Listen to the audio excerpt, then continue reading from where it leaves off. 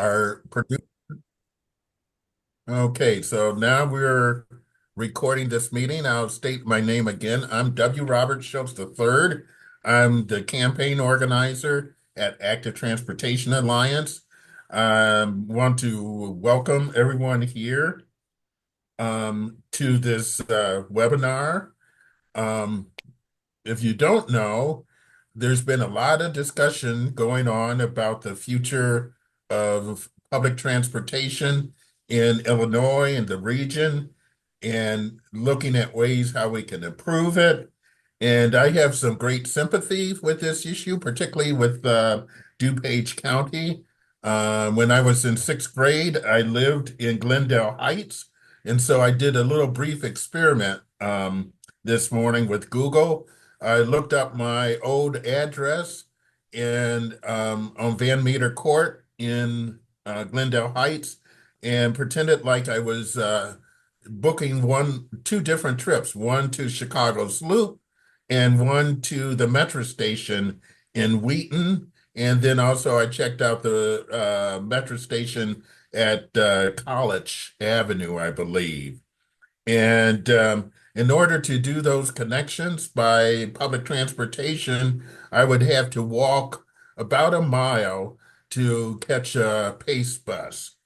And I guess that's better than when I was in sixth grade in the 1960s because I don't think there were any buses to walk to then. So we're going to be talking today about improving first mile, last mile, and pedestrian infrastructure for public transportation. You're going to hear from three people today. Representative Eva-Dina Delgado. She's the sponsor of a bill based on recommendations from CMAP, our regional planning agency, regarding the plan of action for regional transit. Our host today, or the main sponsor of today's meeting, is DuPage County Chair Deborah Conroy. Deborah and Eva both served in the General Assembly together, so they're good professional friends. And Chair Conroy is playing a county leadership role around transit infrastructure. And then our third speaker will be John Loper, who's the Chief Transportation Planner for DuPage County.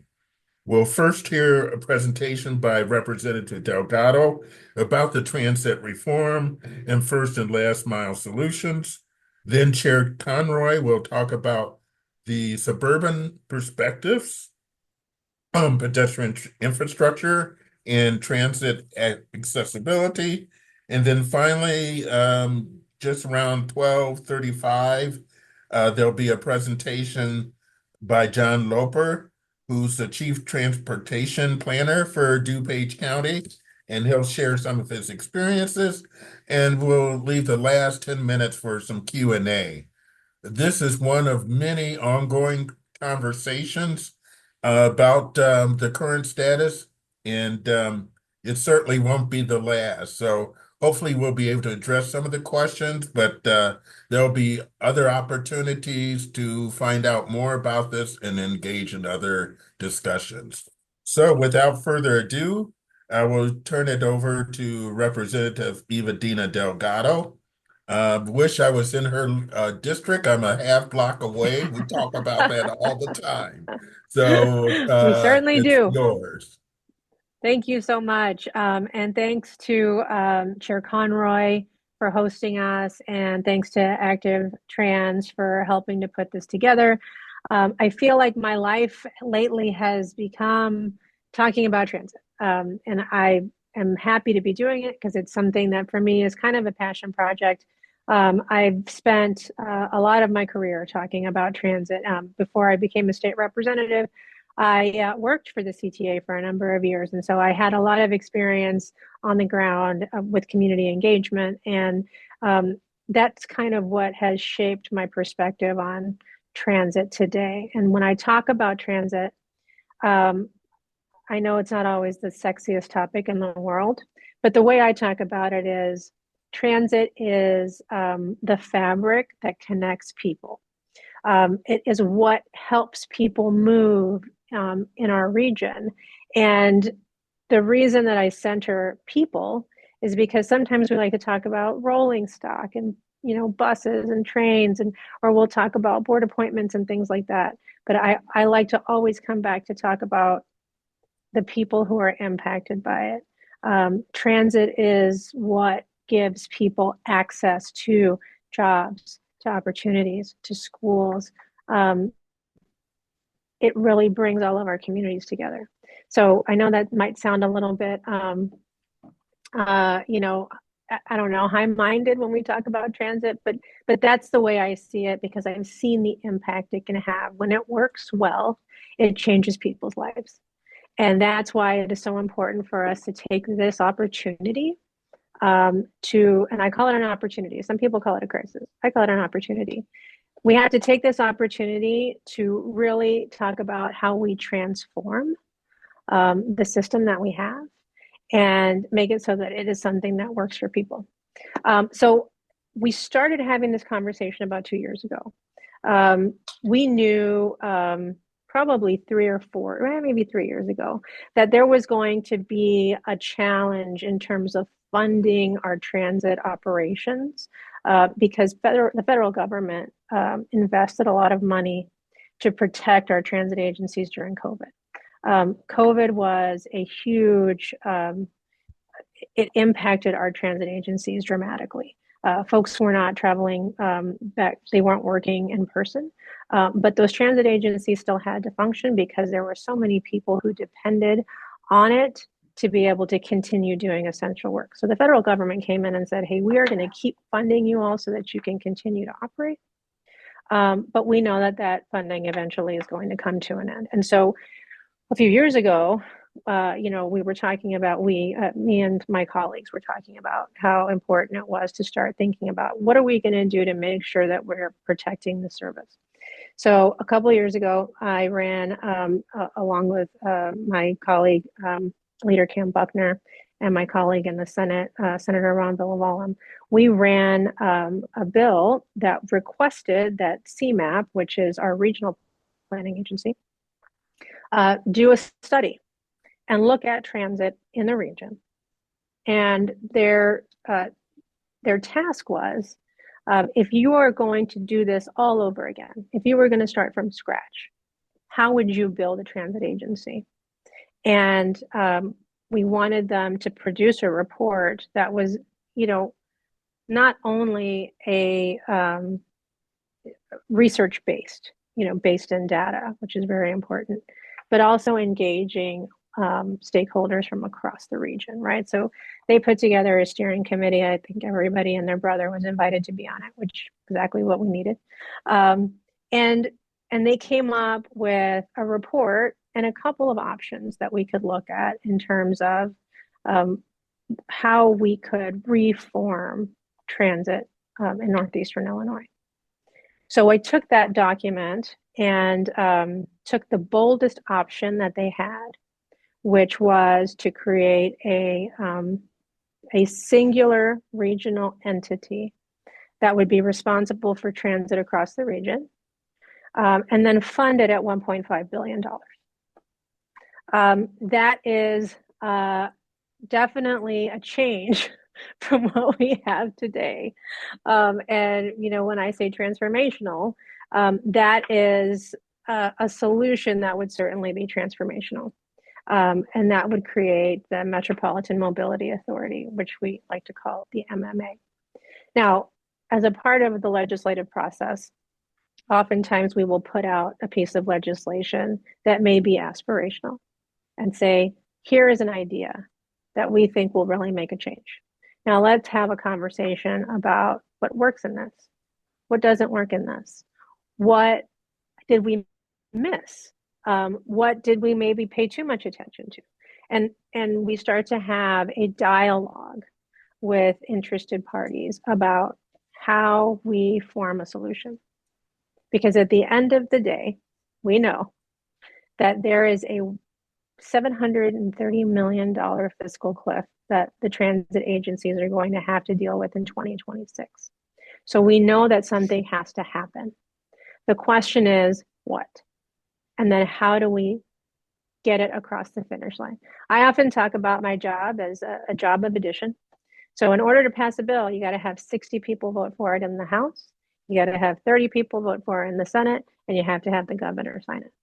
So that is the project today. How do we get from a starting point of an idea that we've drafted into a bill and get it through the process to the end?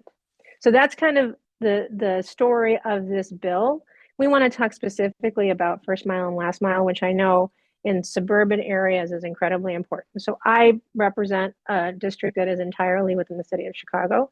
However, I've spent a lot of time talking to my colleagues and learning about some of the suburban challenges. Big one is first and last mile. So you might be able to get to Elmhurst, but maybe you live a mile away from the station. How do you get home, right? What are those options?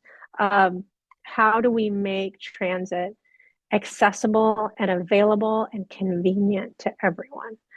That is the other part of this conversation, right? So when we talk about remaking an agency or reimagining how transit is delivered, that collaboration amongst service providers is incredibly important. I think historically, from my experience, and again, anecdotally, transit agencies have been set up almost to be competitors with each other. And in my mind, the transit service, which is a public service, should never be viewed that way. They should always be working in collaboration, because riders don't necessarily always travel in one set way. They don't stop at political borders.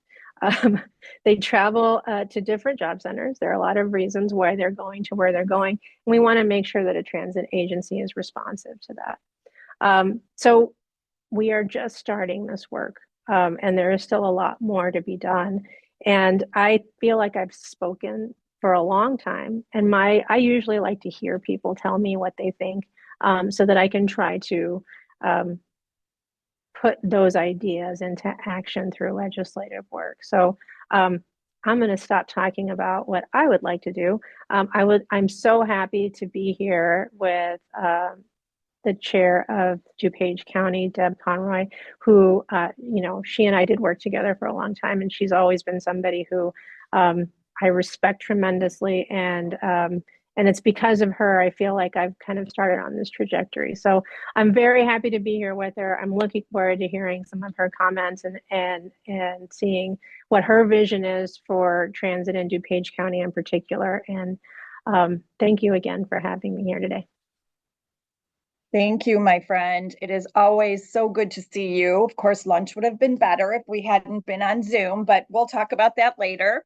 I have so much confidence in the fact that you've taken on this leadership role, and I'm very grateful to you for that. So I just want to thank you for doing this, and I want to thank the Active Transportation Alliance for putting together today's Lunch and Learn. Today's topic of transit and mobility is not just about getting from point A to point B. It's about building communities that work for everyone. We must acknowledge that the design of our suburban transportation network has historically focused on moving cars rather than connecting people to the places they want to go. This has left us with infrastructure that does not fully serve the dynamic and evolving needs of our suburban communities.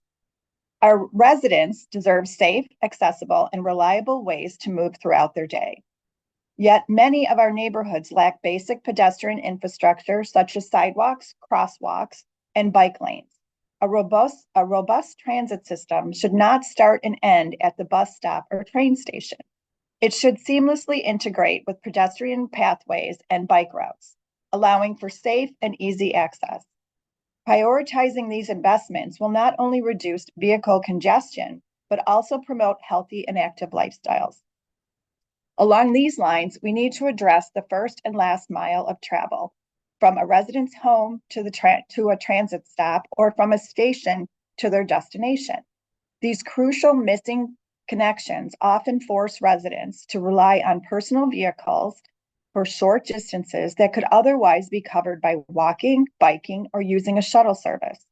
To address this, we must invest in multimodal solutions and pedestrian-friendly infrastructure. These options will provide a seamless transition between different modes of transportation, making public transit a more attractive option. As we discuss the future of public transit in DuPage County, we must focus on the changing transportation landscape. Our region is not just a bedroom community for downtown Chicago. DuPage County is a vibrant hub of commerce, education, healthcare, and recreation in our own right. Residents need access to transit that allows them to move efficiently within their own communities and to neighboring communities. A successful transit system should serve all users, not just those commuting to and from Chicago. This means redesigning routes, schedules, and services to reflect the needs of the people who live and work here. For example, we need more frequent service on existing lines and the addition of new lines to serve our growing population. We must ensure that our governance structure includes strong representation from the collar counties. Thought I'd throw that in there. Decisions about funding, planning, and service enhancements should reflect the voice of all communities involved. As we reimagine transit in our region, we must remember that this is a unique opportunity.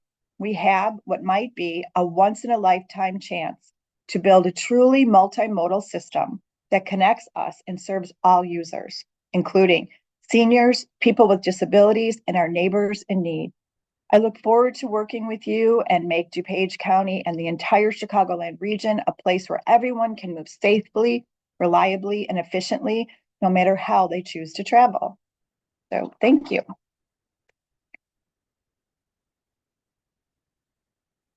I think now I get to introduce an invaluable member of the DuPage County family, John Loper. Thank you, Chair. Appreciate it very much. And Representative, thank you for your sponsorship and all your work you're doing. Trying to get the video going and to share the presentation here. So DuPage County is obviously an urbanizing location. And in comparison to many of our peer collar counties, DuPage is relatively well served by transit. We are a net importer of jobs in DuPage. We import more than 117,000 jobs, more than we export. So it's important to recognize the fact that we're not only a bedroom community that works in DuPage County, but we also happen to import a lot of workers from the collar counties. So we have a lot of traffic from Will County, Cook County, Northwest Suburban Cook, and Kane. Pace has 14 fixed route bus services, 2 on-demand services, and 2 I-55 express bus on shoulder services, which are great. They serve not only DuPage, but also other counties as well. However, one of the problems is, and I think this is one of the things that PACE is trying to confront through its revision process, is the fixed route services only cover about 35 to 40% of all of DuPage County and carry between 6,500 and maybe even 10,000 riders per day, depending upon the day. Metra, serves even fewer square miles of area in DuPage County, just really focusing in on about 26 Metro train stations in and around DuPage. They do carry 35 to 40,000 riders per day, and as they evolve their service into a regional service, it becomes important to really consider about how we serve Metro beyond the station area. In 2021, PACE community shuttle services were discontinued due to COVID, and none of the stations presently provide bike or car share services for reaching outlying areas, which is a real integral part of the first and last mile service. And furthermore, approximately a dozen large unserved employment deserts exist in DuPage County that have more than 100,000 employees.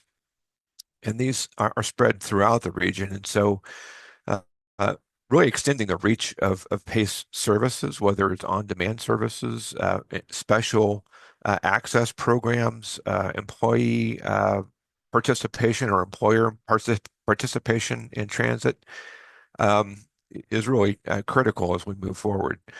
More than one dozen unserved communities like Addison, Warrenville, Woodridge, Oak Brook, Carroll Stream, where there is a lot of warehousing and distribution employment exist presently, and those are places that we are really concerned about as we move forward with our transit decisions. So in kind of the larger context, DuPage County adopted a long-range transportation plan in 2021, which set the stage for a lot of new plans that we're currently pursuing on mobility and safety. This plan was a real departure for us as we, evolve more from a pure county highway department where we were really concerned about expansion and enhancement of roads. We are now really working towards being a full service department where we talk about mobility, safety, ADA, state of good repair, and modernization of systems, almost as much as we do expansion of network. Our ADA transition plan pertains to DuPage County highways only. It was adopted a couple of years ago. And basically, we have a heavy emphasis on sidewalk compliance and with ADA guidelines. We have walked the system, the staff has, and have identified the curb ramps and pedestrian signal systems that require improvement. This is really the first stage to, getting that pedestrian infrastructure accessible to transit.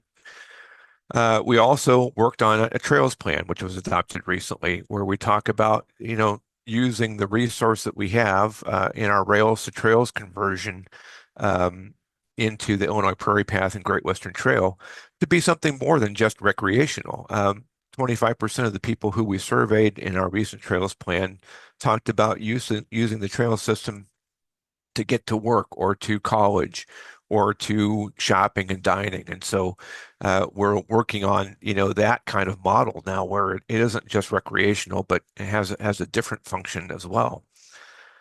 We just completed a mobility framework that talks about coordination of systems and supporting the spectrum of transportation needs across the region, not just for DuPage County highways, but looking at obstacles or obstructions that we encounter on a day-to-day basis and how we overcome those. The active transportation plan, which we are just beginning to begin here in 2024, will build upon the mobility framework and focus on building the connections between the county, state, and municipal systems so that we can actually have a continuous system that is satisfying to all. And finally, we're also currently working on the Safety Action Plan, which is sponsored by CMAPS. Good work to provide the region with over $4 million grant to provide an action plan for the region to supply back to the USDOT for implementation. So all of these are required ultimately to include, emphasize disadvantaged communities through the USDOT Justice 40 initiative. Our county highway system, I'm very proud of. In the last century, mobility, sidewalks, and ADA transit weren't in our wheelhouse. Over the last 20 years, DUDOT and the collar counties are really in the process of evolving into those full service agencies, as I talked about. We have over 250 sidewalks and multi-use paths that the county maintains, one of the county's first rails to trails conversions that I talked about earlier. And we also maintain over 20 pedestrian bridges and underpasses. So those are really important components to continuity and contiguity of systems. We're one of the few agencies that actually construct and maintain all of its multimodal facilities, and many agencies like this typically work and coordinate the maintenance with the local agencies like municipalities or the private landholders. Our focus really, first and foremost, is on safety, and mobility is a close second. Over the last 20 years, we track safety and fatalities and injuries on our systems and throughout the county. Almost 1,400 fatals and severe A injury crashes have occurred over the last 20 years. Our goal through the safety action plan and the work that we conduct on a daily basis is to reduce and ultimately drive fatals and injury accidents to zero. So how are we doing that? Through ADA, arterial crossings, interchanges, and expressway work, school access, gaps and continuity programs, and then also environmental corridors. And so one of the things that we have focused on heavily is really a sidewalk inspection and maintenance programs. Our county staff walks those, and we identify trip hazards, non-compliant features, and through the ADA transition plan, we have laid out a capital program to really reduce or eliminate those obstructions. Some of you might be familiar with the term strode. It's kind of that derisive term that Floridians have had for a long unbroken segment of road where pedestrian crossings and accommodations are scarce or very dangerous. My grandfather was a victim of a strode in West Florida, and where there was no crossing on a very busy highway. And so I've been very sensitive to that over the years. So we have identified a lot of restricting facilities throughout the county as part of the mobility framework. And I'd urge you to take a look at those. I can certainly put you in touch with those if you're interested. One of the things that we also have heard a lot from the active transportation community and many of our advocates at the local level is that many of our expressway interchanges, which were designed and built in the 50s through the 80s, before the active transportation planning were gaining traction. These facilities don't really accommodate non-motorized mobility, and many offer no pedestrian infrastructure whatsoever. So we see, many pedestrian and bike incidents right around those areas. One of the federal programs that has come about in recent years acknowledges this issue through the Reconnecting Communities Grant Program, and that's really important for Chicago and Cook County, and even probably more so now for some of the collar counties. We pursue a lot of safe routes to schools programs. As a matter of fact, we just have gained garnered a safe routes to schools grant for a disconnected community in Southeast DuPage County, and we're very proud of that and looking forward to helping that community out. And we're also actively engaged, at least in the mobility front, on gaps and making sure that the 40 miles that we have to really close gaps down are situated within the capital program and are going to be done within a reasonable amount of time. We also do a lot of work on environmental corridors. We currently have a very active and expensive project going on the East Branch DuPage River Trail, highly environmentally sensitive. It's going to be probably about a 5 to 7 mile corridor where we build a recreational trail to help connect people on the Illinois Prairie Path and Great Western Trail to places like the Morton Arboretum and other destinations that are critical to people's desires in DuPage County. So the existing landscape and how it looks in terms of the locals is that about 2/3 of DuPage communities have comprehensive plans and economic incentive policies. But less than a half of those have complete streets and bike ped plans. This is according to a CMAP study that they did a couple of years ago. Less than a third of them actually have ADA, affordable housing, or transit-oriented development policies. And so it's really important that we engage the locals as we go forward in our discussions about first last mile. They also talk a lot about obstacles, to development, in pursuit of local policies and capital programs. And most of them say they have a lack of funding and lack of staff capacity to actually handle those types of programs that would benefit transit at the local level. One of the things that we have enjoyed reading through, and we are very supportive of, is the PACE Transit Supportive Infrastructure Guidelines that were developed in 2013, updated here recently in 24. They're not widely known or adopted locally.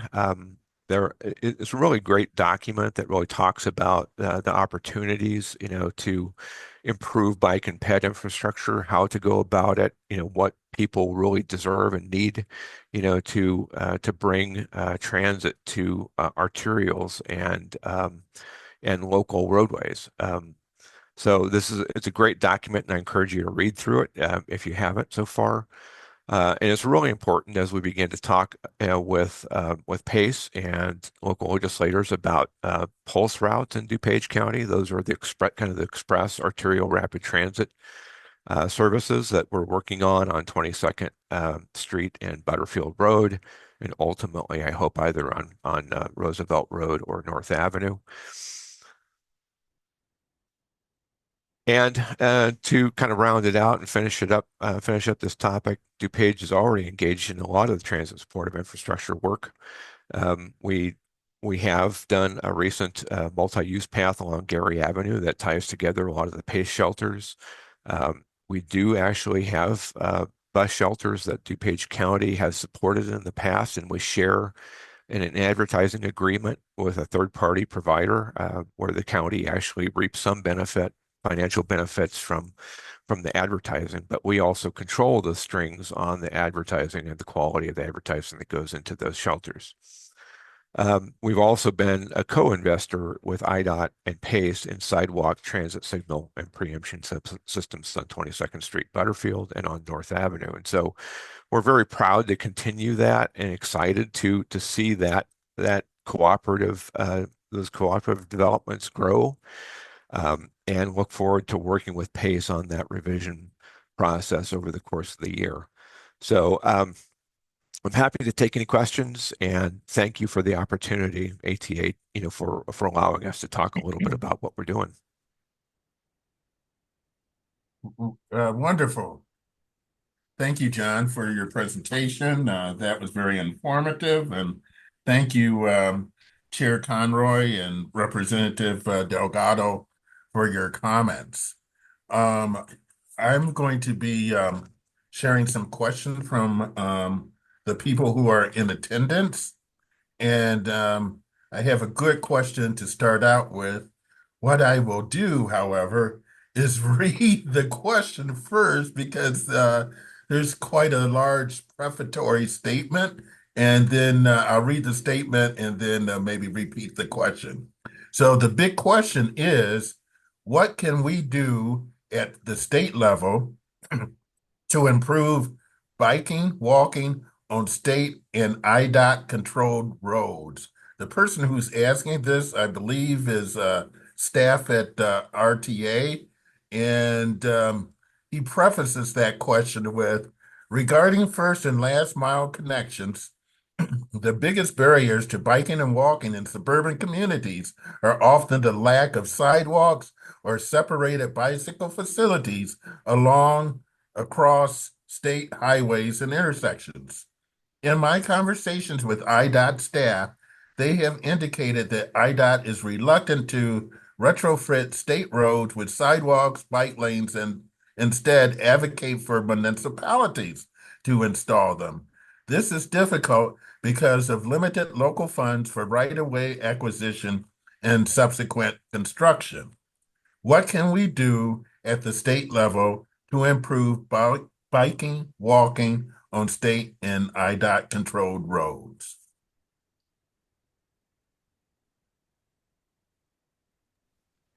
Well, I can start since I am the person who is currently a state rep, and I can talk a little bit about what we've done and what I think we can do.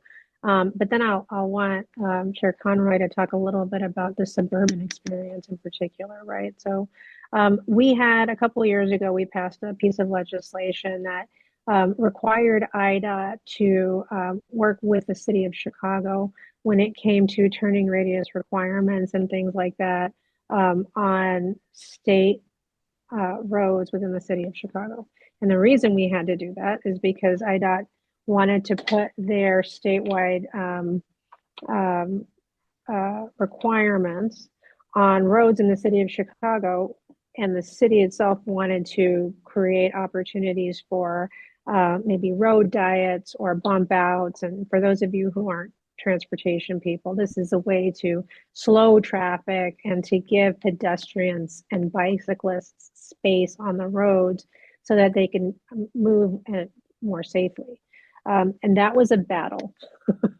So I can tell you that passing that piece of legislation was hard because IDOT pushed back because they wanted to have their standards and they wanted them to be statewide. So I think the next step there, because that was specifically for City of Chicago roads, because there was I think a groundswell of support for that from representatives within the City of Chicago. We were able to get support from our colleagues on that. I think depending on where other suburban members are and taking their lead because they are the ones that represent those districts, and finding a way to create more flexibility within the IDOT rules and regulations, because I do think there is a demand for that. And I do think that IDOT sometimes has to remember that they're the transportation agency, not a roads. They have to think about people's mobility and how we're moving people around, and not everybody is choosing to do it on the highway. So that's my 2 cents. I'll turn it over to Chair Conroy.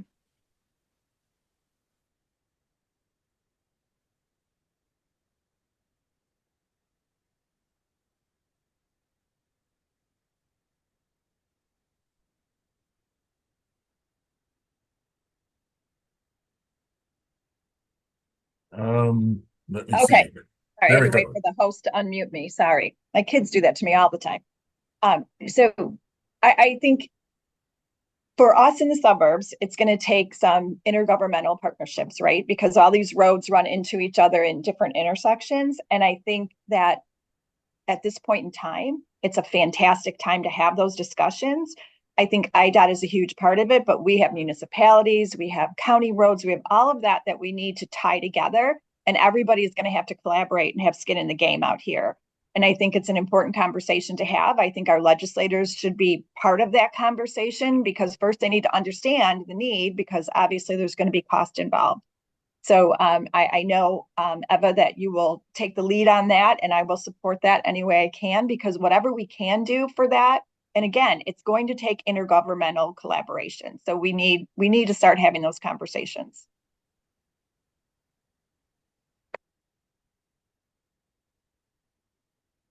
Thank you. Anything you wanted to add, John, on that subject? I'd say now is a really good time to actually involve yourselves with commentary on the IDOT's long range plan. This is a perfect opportunity for people to put in commentary and their desires through that process. It's I think they're asking for a lot of ideas, and that's a great one. Great, thank you. Someone in the chat put in a plug about the city of Elmhurst working on protecting bike paths and implementation of its pedestrian and bicycling plan. So they're giving a thumbs up to that. So if some Elmhurst people are on this call, certainly pay attention to that.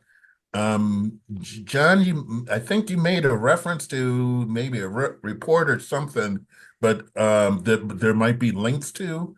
If you could drop that in the chat or pass that on to Maggie, who's helping us produce this, that might be useful for everyone, if Sure, possible. absolutely. Happy to do And so. and then I have two more questions in the queue.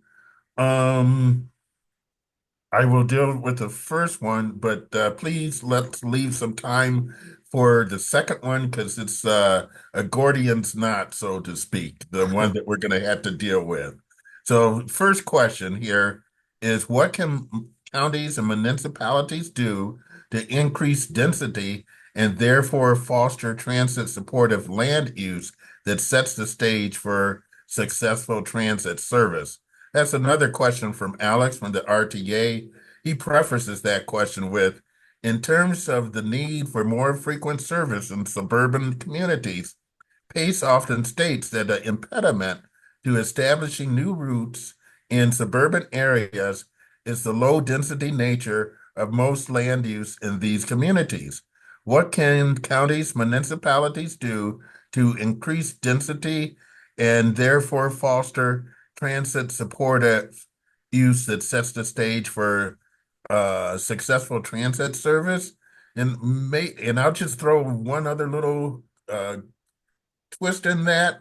I had a bad experience trying to commute to college at DuPage to see the Frida Kahlo exhibit. And I know there's other things that people want to do to get around the wonderful assets that DuPage County has. So if you can maybe weave that into your response, that would be beautiful. Oh, okay. I'm going to let John take this question. Yeah, it's a really great question.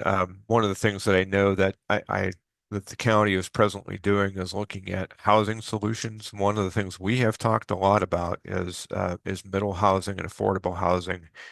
Location on arterials and municipalities and along state highways where transit and supportive infrastructure really doesn't exist. And those are tools for developers and municipalities to use to actually, um, make that density or create density that is able to be and can support transit throughout. So I think those are locations like on the 22nd Street corridor, the Illinois 83 corridor, and North Avenue that it's really important for us to take a look and develop policies, in coordination with municipalities on that, on those arterials. Yeah, I fully agree with John. And, as we're looking throughout the entire state to create more housing, here, particularly in DuPage, we have what we call the missing middle. So teachers and, firefighters, myself, some also, having, when you're older and you're looking for something to downsize, there's just nothing available. So I think that gives us a great opportunity, which is why I think the timing of this is so good, because I think transportation needs to be top of mind when we're doing any type of development, because that will give us the opportunity to provide that space. And as a city person, I can jump in by saying I think there are some great lessons to be learned from some of the transit-oriented development that have happened within more dense urban environments, because we moved from what used to be called TODs to ETODs, where you put equity at the center of what you're developing in those to try to bring more of that density. And I think that dovetails perfectly with what you just said, Chair Conroy, about trying to meet the demand for that missing middle, and centering those development decisions in equity. Because I know in the city we've made some mistakes and we've learned from those mistakes. So I know that you all will be able to take some of that the experiences that we've had, and turn them into something positive.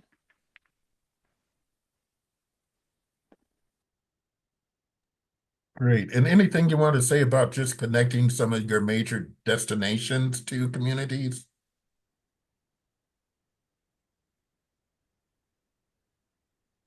I think John kind of talked about that a little bit. We have a lot of really great destination places out here, including the Arboretum, the College of DuPage, like you referenced, the Frida Kahlo event. So, when we, at our last hearing with the Senate, we had two young students at the College of DuPage talking about how it's very difficult for them to get around. So I think there's a lot of destination places out here and that need to be top of mind when we're talking about having accessibility to those things, as well as obviously jobs and manufacturing. Great. And that's a segue to the question from Max. Uh, he says, "Hi, I'd like to know what would a governance structure that fairly represents suburban interests look like? That's the big question I wanted to leave some room for. So I don't think, Robert, it's as big of a question as it was in the beginning. I can tell you that with Representative Delgado's leadership, we have been having some really productive conversations with President Preckwinkle as well as Will County. And I think that we are going to come up with something that everyone will be happy with, and then we can go to the leaders in this area, mainly Representative Delgado and Senator Villalbaum, and share them with them our thoughts, and hopefully work together to, I'm very optimistic, and I really do think we're on a great path to finding a way that it's completely equitable and shared. And conversations are continuing. There's also a lot of potential expansion. So like Kendall County, we're hoping that they're going to sign up. I don't know if they have yet or not. We need them to sign up because there's a lot of expansion that's a potential, and even talking about that. So getting out into DeKalb and those areas, what's that going to look like, and how do we get them to put some skin in this game? And so yeah, I feel like we're in a really good place. There have been some amazing conversations about it, and I believe we're going to get there, and it's going well. Great, great. We have a couple more questions. Two groups deal with trails and that sort of thing, but I'm going to skip ahead. Victoria has an interesting question that I think is maybe apropos. I mentioned I used to live in Glendale Heights, and I've have visited some other DuPage areas. Um, and she says, our library, and I think she's from Elmhurst, I could be wrong, but our library, city center, museums are about a mile away from our home, and there is no good way to get there by bicycle walking. We always find getting in a car and driving 10 minutes to get there and parking is a problem. Um, Representative Chair, Chair, you're muted again.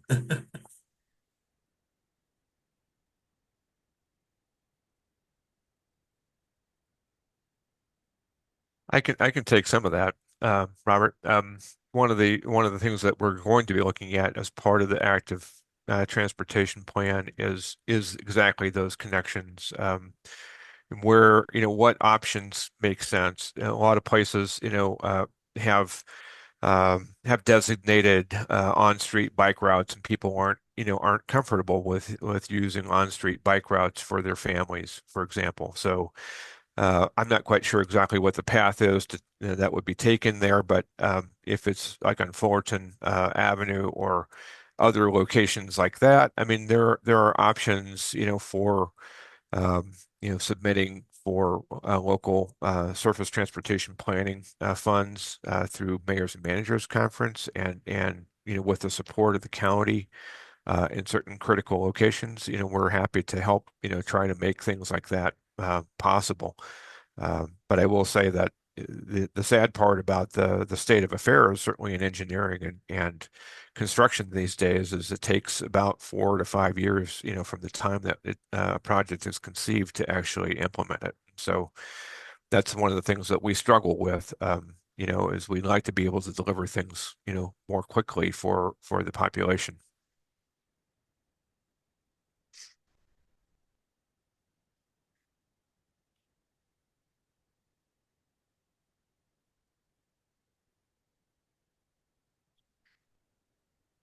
Or you attempting to respond?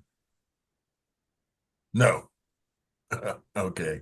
I got another good question though. These relate to trails. The East Branch DuPage River Trail. And so one questioner, a ginger, is asking Chair Conroy about her thoughts about making this long planned trail a reality. And then Ginger also asked here, hold on, let me see. What is the plan for the trail? She's still referring to the East Branch DuPage River Trail. And when can the public really expect development to begin? She puts this in the context of the East Branch DuPage River Trail has been a part of the comprehensive plans of DuPage County, the Forest Reserve District of DuPage County, the villages of Glen Ellen, Lombard. Maybe that's the problem, huh? Lyle, the park districts of Butterfield, Glen Ellen, Lombard, and more than multiple decades. We secured a $1.2 million grant in 2022 from the federal government for a greenway trail along the river. The question again, what is the plan for this trail and when can the public expect development to begin? And I think her preference must be part of the problem. That's quite a litany or roll call of municipalities and park districts and what have you. So how do It's we get government to cooperate with one right. another? So this is something we continuously work on. We've had some roadblocks, which John can kind of explain to you. But again, this is an intergovernmental thing where we all have to collaborate together, and we have had some challenges along the way, and I think John can address those. Yeah, certainly right now we're just entering into what we consider to be preliminary engineering for those. And right now we have two contracts. There's a north contract and a south contract. The north contract really basically runs from the Prairie Path to the Great Western Trail, and how we actually, get people, from one to the other, is under discussion. And then the second one runs from the Illinois Prairie Path down to Butterfield Road, or thereabouts.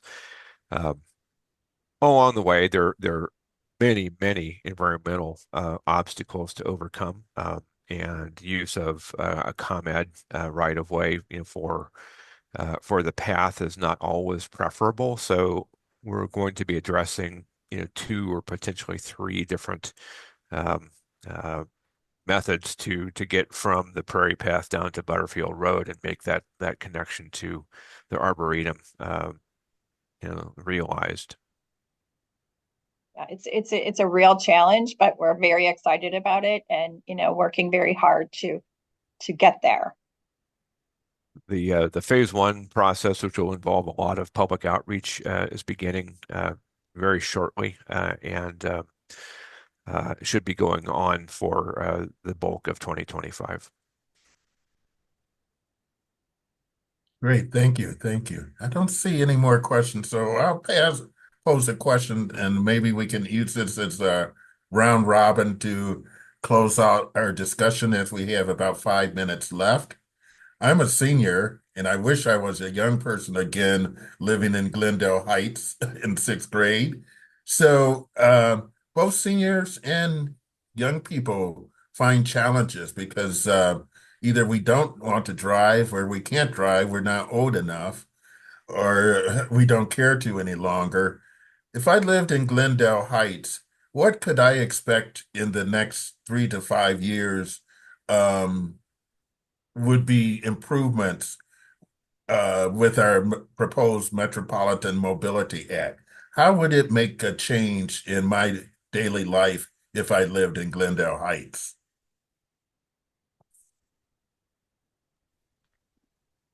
Well, So go ahead, go Eva. ahead. Go, no, go. What I would say is, regardless of the vehicle by which we move this reform forward, I think when we talk about seniors, young people, we're talking about things that everybody at some point is going to have to learn to live with, right? So when I talk about accessibility, I think about that in a couple of different ways. So accessibility in terms of, is there a bus stop or a train stop that is close to you that you can get there? But then also, if you have mobility challenges, um, is it accessible for you to ride?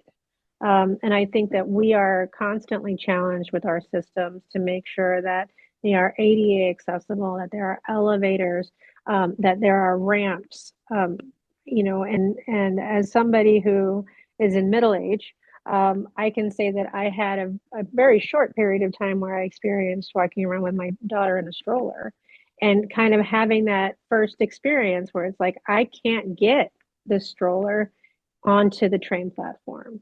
And so it made me realize, hey, if you're using a wheelchair, there's no way that you can access this either, right? So we have to constantly be thinking about how do we push our accessibility forward, and make sure that as we're planning out a transit system and we're trying to expand it and make it available to more people, that we're thinking about that accessibility question. I think I think Representative Delgado is correct on all of that. But I think in terms of seniors, it's kind of a unique situation. And I know PACE has tried to think outside of the box to try to help with that, and folks with disabilities as well. But I think right now we're at a point where, in terms of young people, I think your challenges are very similar to the first and last mile in terms of what we're all facing. And, maybe getting from Glendale Heights to Oak Brook, those types of things, or Yorktown or one of the shopping centers. So I think those need to be top of mind when we're trying to discuss that first and last mile. And I think that's what we're doing right now. So we're going to continue that conversation, and we're going to be looking very closely at things like College of DuPage, getting from Glendale Heights to Yorktown Mall, or those types of things are all going to be part of what we're looking at. So thank you for that question. I'd add to that to say that, one of the things that we do have that in most of the collar counties now is a dial-a-ride or a ride DuPage type of service for seniors and disabled folks to use. Obviously, those are kind of often handled outside of the typical transit on environment. And I'd like to see that the Ride DuPage services are fully incorporated ultimately into the platform for access, to the ticketing, transfers, and fares, so that it would make it easier for people to one-stop shop for connections across the county and across the county borders, frankly. I think Representative has talked about, kind of the unfairness of geographic borders, and, the idea of, we need to move beyond, those kind of artificial borders and limitations, especially in the collar counties.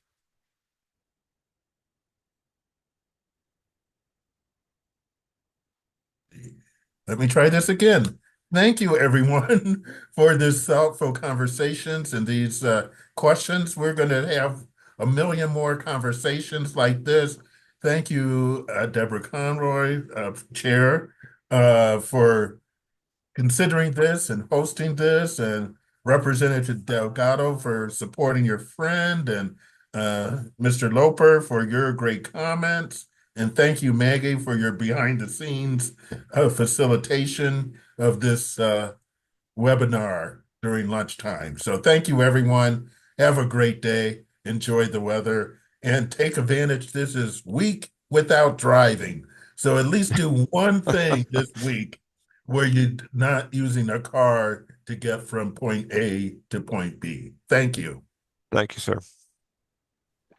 Thank you very much.